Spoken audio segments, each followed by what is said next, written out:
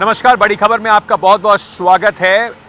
इस वक्त मैं सीधे लाइव आपके पास अगरतला त्रिपुरा से आ रहा हूं। कल यहां पर चुनाव होंगे, वोटिंग की जाएगी। जो शोर था पूरा कैंपेन का वो तो खत्म हो चुका, लेकिन आज एक दिन पहले इस अहम चुनाव में जो बार बार मैं दोहराता रहता हूं, 2023 की जो चुनावों की जो श्रृंखला है उसकी शुरुआत त्रिपुरा से है और उसके बाद 2024 में भी इसका प्रभाव देखने को कहीं ना कहीं मिलेगा, क्योंकि बीजेपी चाहेगी कि अपनी मजबूत पकड़ को जारी रखा जाए। लेफ्ट और कांग्रेस के लिए वर्चस्व की लड़ाई है। तो क्या आज एक दिन पहले वोटर्स का मूड था? त्रिपुरा में 144 धारा लागू है, बहुत सारी जगह पर लोग इकट्ठे हुए देर नहीं जा रहा है, लेकिन कई कई जगह पर लोग थे। क्या सोच रहे थे, किस तरफ उनका मन था, उसे टटोलने के लिए हम थोड़ा घूमे त्रिपुरा में। क्या बातचीत हुई, इस रिपोर्ट में देखिए।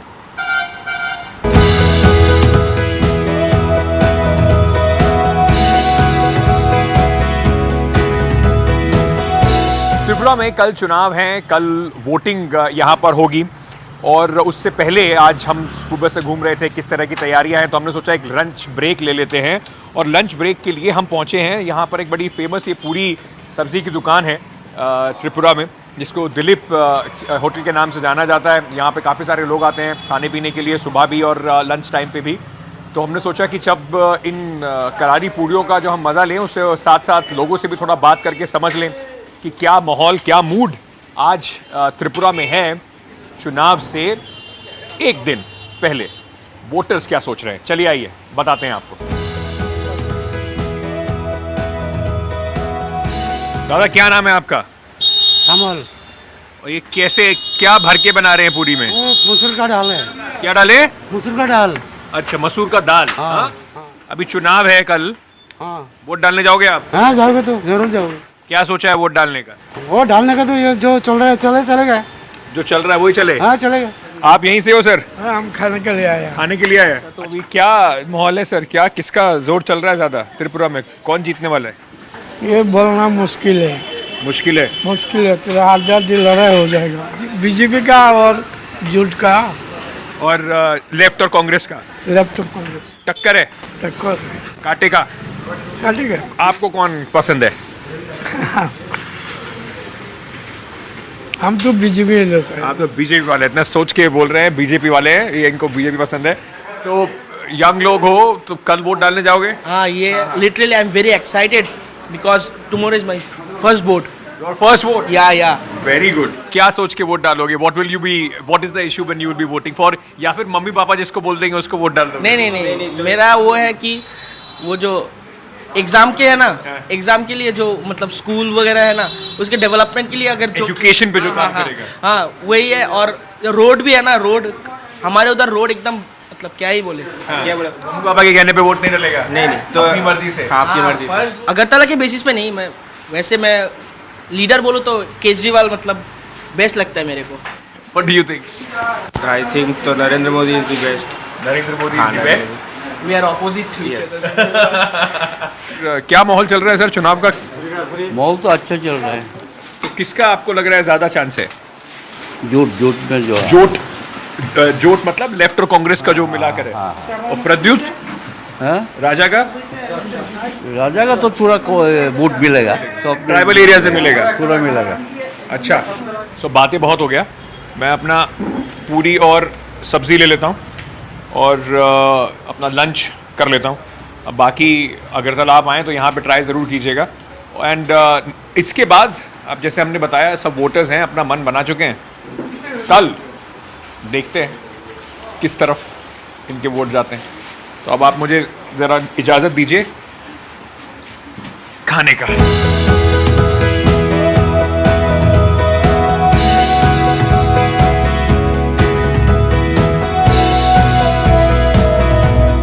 अगरतला में एक बड़ी कमाल की चीज़ है कि आप जब सड़क पर जा रहे होते हैं तो कई सारी गलियों के सड़क के किनारे पर आपको इस तरह के कैरम बोर्ड लगे हुए मिल जाते हैं, जहाँ पर लोग आते हैं शाम को थोड़ा कैरम खेलने के लिए। तो मैंने सोचा कि उतर के ज़रा पूछा जाए कि ये जो गोटी उड़ के गिरी है इस कैरम की बिसात पर और चुनावी बिसात पर, ये जो लोग यहाँ खेल रहे हैं इनको क्या लगता है कौन बाजी मार रहा है? आइए, मैं अभी डिस्टर्ब नहीं करूँगा क्योंकि क्वीन के लिए लड़ाई चल रही है। रह गया सर क्वीन, रह गया रह गया रह गया क्वीन नहीं निकल पाया। नहीं, इस बार चुनाव में क्वीन किसके पास जा रहा है?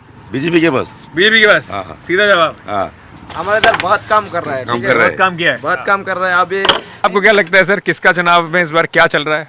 किसका मामला ज्यादा बेहतर है? कौन जीत रहा है कैरम बोर्ड में चुनाव का? बीजेपी का। बीजेपी का। अच्छा, आपको भी सर ऐसे लगता है क्या? हाँ, भाजपा ही। भाजपा ही। तो सर आपको क्या लगता है सर, क्या है चुनाव में इस बार माहौल? सुनाम में तो बीजेपी आ जाएगा। बीजेपी आ जाएगा। हाँ हाँ, ये तो कोई बात नहीं है। सुनामी होगा, सुनामी होगा, सुनामी होगा। सुनामी होगा। चलिए, तो इन्होंने तोड़ के नए गेम का शुरुआत कर दिया है। अब सुनामी होगा या नहीं होगा वो तो कल सब वोटर तय करेगा, लेकिन कम से कम यहाँ वाला जो वोटर है ये तो बिल्कुल भैया भाजपा वाला वोटर है। अब मैं देखता हूँ जरा मैच में कौन जीत रहा है।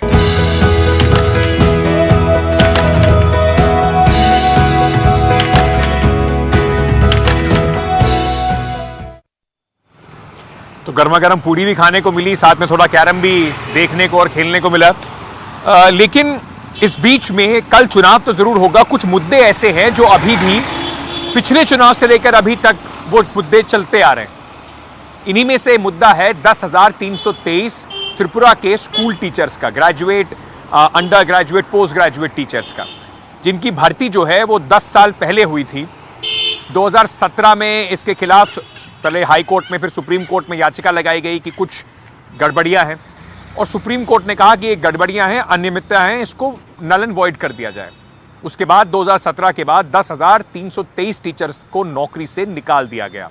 कई ऐसे टीचर्स जिनको नौकरी से निकाले जाने का अभी तक टर्मिनेशन लेटर भी नहीं दिया गया है, सैलरी बंद कर दी गई है और कोई एक्सप्लेनेशन नहीं दिया गया। लेकिन 2018 में भारतीय जनता पार्टी ने जब लेफ्ट पार्टीज को हराना था, तब उन्होंने इनसे वादा किया था कि इन सब के लिए समाधान निकाला जाएगा। 5 साल बाद समाधान से बहुत दूर हैं ये टीचर्स, और बहुत परेशानी और गुस्से से भरे हुए इनकी ये समस्या है।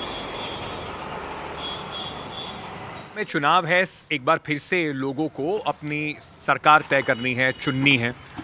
चुनावों में कई मुद्दे होते हैं। एक मुद्दा जिस पे आज मैं बात करना चाहता हूं वो मुद्दा है, वो शायद आपको बताएगा कि कैसे चुनावों में वादे जो होते हैं वो अक्सर भुला दिए जाते हैं।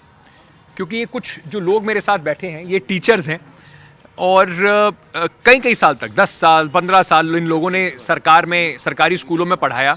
सुप्रीम कोर्ट का एक ऑर्डर आता है 2017 का, जो कहता है कि जो जिस तरीके से लोगों को नौकरियां मिली थी वो ठीक नहीं था, उस प्रोसेस पे सवाल उठाए जाते हैं, उन्हें नल एंड वॉइड कर दिया जाता है। उसके बाद 10,400 के आसपास लोगों को नौकरी से हाथ धोना पड़ता है। पिछले कई सालों से किसी को 2 साल, 2.5 साल, 3 साल से लोगों को सैलरीज नहीं मिल रही हैं। 2018 में बीजेपी ने यहाँ पे इन्हें वादा किया था कि सत्ता में आते ही आप सबका समाधान निकाला जाएगा। हेमंत बिस्वा शर्मा का एक वीडियो है, बड़ा वायरल हो रहा है आजकल। है आपके पास वो वीडियो? वीडियो भी आपको वो सुनवाते हैं। वो बड़ा वायरल आजकल हो रहा है क्योंकि उसमें उन्होंने कहा था कि अगर हम ये नहीं कर पाए तो 2023 के चुनाव में इसको घुमा घुमा के सबको दिखाना। तो ये वो है हेमंत बिस्वा शर्मा साहब का बयान। ये 10,333 शिक्षक को हम लोग न्याय देगा, साथ में बाकी युवक को भी नौकरी न्याय दूंगा, और सर्व शिक्षा अभियान RMS का टीचर्स को भी न्याय मिलेगा।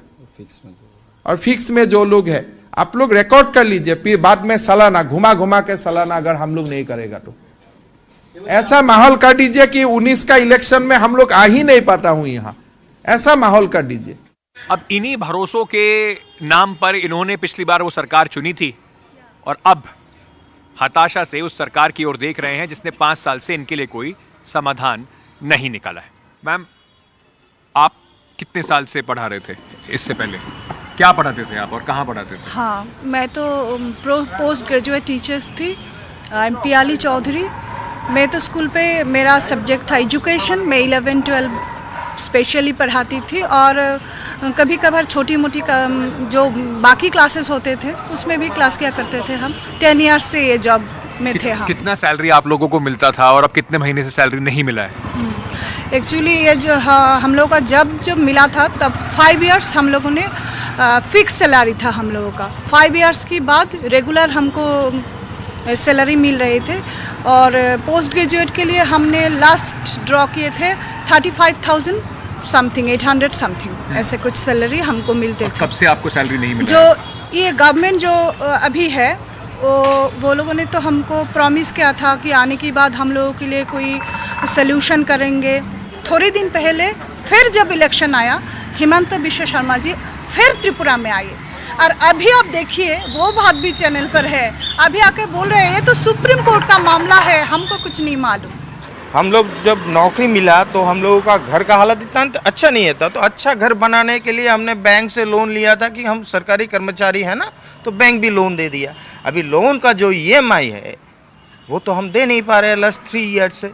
लोन के लिए बैंक से हमारा ऊपर प्रेशर आ रहा है, यहाँ पे हम फैमिली रन नहीं कर रहे हैं, खाने का जुगाड़ नहीं कर रहे हैं, बैंक से प्रेशर आ रहा है, गवर्नमेंट कुछ नहीं बोल रहा है। ये जो सिचुएशन है, इसी कारण 152 पीपल का डेथ हो गया। ये आपको बताता है कि कैसे एक नौकरी अगर चली जाए तो कैसे पूरा आपका सिर्फ असर आपके जो ऊपर नहीं पड़ता, पूरा परिवार चरमरा जाता है, पूरी व्यवस्था खराब हो जाती है। और उसका असर सिर्फ इनके ऊपर नहीं, जैसे इनको नौकरी मिली थी तो इनके पहले परिवार जो था उस परिवार में ये लोग बेहतर कर पाए थे। अब नौकरी नहीं रहने से ना सिर्फ इनके ऊपर असर हो रहा है बल्कि इनके खुद के बच्चों के फ्यूचर के ऊपर असर हो रहा है और परिवार के आसपास, क्योंकि जिन लोगों की मदद से अभी अपना खर्चा चला रहे हैं उनके ऊपर भी असर पड़ रहा है, उनके ऊपर भी बोझ पड़ रहा है। बच्चे का भी ऊपर प्रसार पड़ रहा है। बच्चे अभी सोच लिए, ज़्यादा जो बोला है, बच्चा क्लास 7 में होली क्रॉस में पढ़ रहा है, अभी 3 साल से हम लोग वेतन नहीं दे रहे, तो अल्टीमेटली उसको बंगला स्कूल में लाना पड़ता है, तो बच्चे का मतलब क्या है, शिक्षा डिडक्शन हो जाता है। कितना मुश्किल हुआ है आप लोगों के लिए अपना जीवन चलाना, मतलब सडनली आप नौकरी कर रहे हो बहुत टफ। और नौकरी चला जाए तो कैसे आप लोग अपना, अरे कैसे, अभी आप सोचिए, आप एक हाउस में जॉब कर रहा है, अगर आपका जॉब चला जाएगा तो आपका फैमिली बाल बच्चा कैसे चलेगा। हमारा 152 पर्सन एक्सपायर हो गया, 10 to 12 टीचर हैज़ बीन मतलब सुइसाइड किया।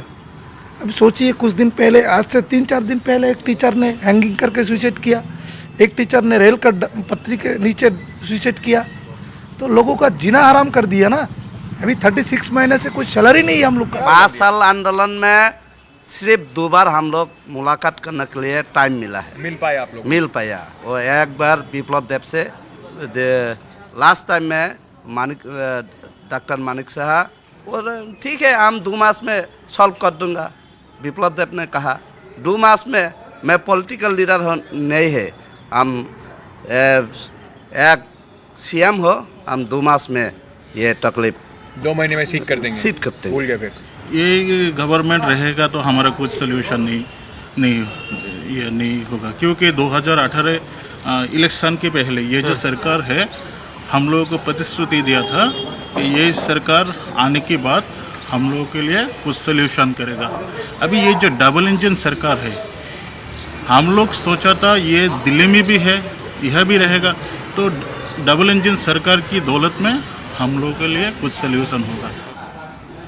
5 years ऑलरेडी गॉन, कुछ नहीं हुआ। ये सरकार अभी कुछ नहीं किया। पर सरकार बोलती है कि उन लोगों ने सब जो लोगों को नौकरी दिया वो अपने लोगों को नौकरी दिया। आप लोग क्या CPIM से जुड़े हुए लोग हैं? ऐसा कहाँ वही है? तो। ये जो हमारा जो अभी का मिनिस्टर है शांतना चकमा, उनका जो छोटा भाई है वो भी हमारे साथ में नौकरी करता है ना, तो कहाँ CPM का लोग है? शांतना चकमा तो BJP का मिनिस्टर है ना। सरकार अभी बोल रहा है कि जैसे भाई और जब नौकरी निकलेगा तो जैसे और लोग नौकरी के लिए अप्लाई कर रहा है, आप लोग भी आइए, इंटरव्यू दीजिए और फिर नौकरी मिल जाएगा। हो गया हमारा।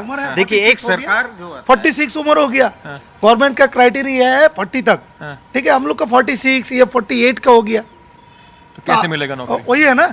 ये छोटा मोटा स्टेट की 152 टीचर डेथ हो गए, इसमें 10 टीचर सुइसाइड किया हुआ है। ये कम बड़ा मुद्दा है क्या? और हम लोगों ने डिसाइड किया हुआ है, त्रिपुरा की जो 10,323 टीचर हर एक सब डिवीजन में है, सभी मिलकर डिसीजन लिया हुआ है। ये जो सरकार है, ये सरकार को हम दोबारा आने नहीं देंगे। ये जो टीचर्स बैठे हुए हैं आज, और भी टीचर्स है हम लोगों का, जो एक टीचर के नाम पे 10-12 करके केसेस लगा दिया हुआ है हम लोगों के पीछे। हम लोग जो इधर नाराबाजी कर रहा हो 51 डेज सिटी सेंटर के सामने, कुछ मतलब ये नहीं है, पुलिस आके सुबह सुबह डंडा लगाया, टीआर गैस लगाया, पानी फेंका और 15 की 16 केस लगाया, नॉन वेलेबल सेक्शन। क्या है, हम लोग तो कुछ लाठी बटा नहीं, सिर्फ ऐसे एजिटेशन कर रहे हो। हम लोग को डिमांड है, वी वांट जस्टिस। लेकिन ये का होम मिनिस्टर का जो पुलिस है सुबह सुबह आके टीचर लोगों को लाठी पिटा किया, वाटर वेरन किया, इतना टॉर्चर किया।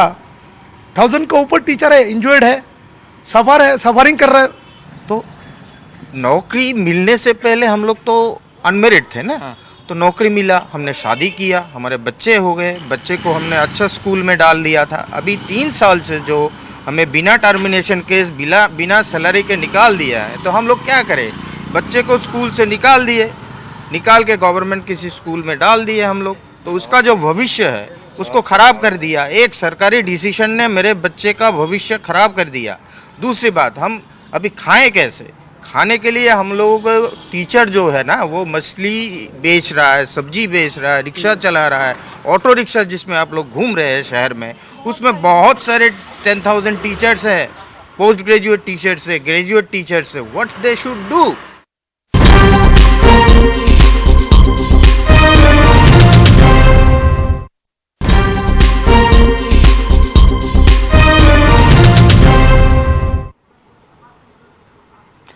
तो कल जैसे त्रिपुरा में वोटिंग होगी, ऐसे हमने थोड़ा क्योंकि आकलन किया, देखा, लोगों से बात की, जानकारों से बात करके समझ में आया कि ऐसे कौन से 5 एक्स फैक्टर होंगे जो शायद इस त्रिपुरा चुनाव को तय कर देंगे, यानी कि उसमें से कोई भी फैक्टर किसी के लिए भी जीत का कारण बन सकता है। तो फटाफट आपको बताते हैं कि त्रिपुरा में कौन से अहम फैक्टर्स होंगे जिनके ऊपर ध्यान रखने की आवश्यकता होगी, देखने की आवश्यकता होगी। राजनीतिक हिंसा एक बड़ा मुद्दा त्रिपुरा में हमेशा रहता है। इस बार देखना होगा कि क्या त्रिपुरा में हिंसा मुक्त चुनाव हो पाएंगे, क्योंकि कहीं ना कहीं हिंसा का इस्तेमाल करके लोगों को वोट डालने से रोका यहां पर जाता है। इस तरह की घटनाएं सामने आती हैं। जनजातीय पहलू जो ट्राइबल फैक्टर है वो एक बहुत जरूरी फैक्टर होगा दूसरा, क्योंकि पिछली बार 2018 में 20 में से 18 सीटें जो ट्राइबल सीटें हैं वो बीजेपी ने अपने एलाइज के साथ मिलकर जीती थी। इस बार त्रिपुरा मोथा वहां पर कैसा प्रदर्शन करेगा, कितना नुकसान बीजेपी को करेगा, और वो एक बहुत अहम फैक्टर होगा। तीसरा अहम फैक्टर होगा वोट ट्रांसफर का। लेफ्ट और कांग्रेस जो हमेशा से प्रतिद्वंदी रहे हैं, खूनी संघर्ष उनके बीच में रहा है, क्या उनका काडर पुरानी बातें भूलकर साथ में आ पाएगा, एक दूसरे को वोट डाल पाएगा? ये एक बहुत अहम फैक्टर होगा। साथ ही साथ विकास और लाभार्थी जो राजनीति है, बीजेपी कोशिश कर रही है सड़कों को, एयरपोर्ट को, रेलवे लाइन को दिखाकर लोगों से वोट मांगा जाए, और जो ट्राइबल महिलाएं हैं वहां पर जो कोरोना के टाइम में काम हुआ है, फ्री राशन मिल रहा है, उन सब चीजों को याद दिलाकर वोट लिया जाए। क्या ये चल पाएगा? और 5वां सबसे अहम फैक्टर होगा हिंदुत्व की जो राजनीति है। योगी आदित्यनाथ हो चाहे अमित शाह, उन्होंने यहां पर आकर एक बार फिर से अयोध्या, राम मंदिर की बात की, हिंदुत्व की बात करी। हेमंत बिस्वा शर्मा ने ये इन सब चीजों को दोहराया। त्रिपुरा में जहां पर मेजॉरिटी हिंदू हैं, लेकिन वहां पर एक पोलराइजेशन, रिलीजियस पोलराइजेशन जो है वो अक्सर देखने को अब तक नहीं मिला है। क्या वो एक जहां पर फैक्टर बनेगा? ये भी इन आने वाले चुनाव में और इसके रिजल्ट से जो समीकरण बाहर निकलेंगे उसमें देखने वाली बात होगी। आज के लिए बड़ी खबर में इतना ही। कल सुबह 7 बजे से हमारी कवरेज एनडीटीवी पर शुरू हो जाएगी त्रिपुरा के चुनाव की, तो बने रहिएगा एनडीटीवी इंडिया के साथ चुनावों से जुड़ी हर खबर के लिए। आज के लिए बहुत बहुत शुक्रिया।